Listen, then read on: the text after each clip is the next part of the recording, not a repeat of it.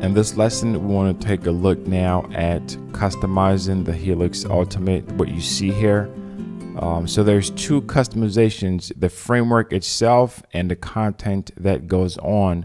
And you're going to see what I mean here. So you go to extensions and you go to templates. From this page, you want to click on Shaper Helix Ultimate Default. And from here, you want to click on Template Options. Once you finally get to this section here, you're going to notice that you have 8 items or 8 major sections here that we're going to focus on and how it affects this page.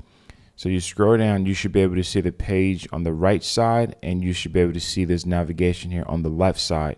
So all of these here, we're going to talk about the basics, the preset, the layout builder, the navigation, the typography, the block, the custom code, and the advanced section of it. And you're going to get a very, very clear picture of what exactly you need to do in order to manipulate this particular layout here. So let's move on and get started.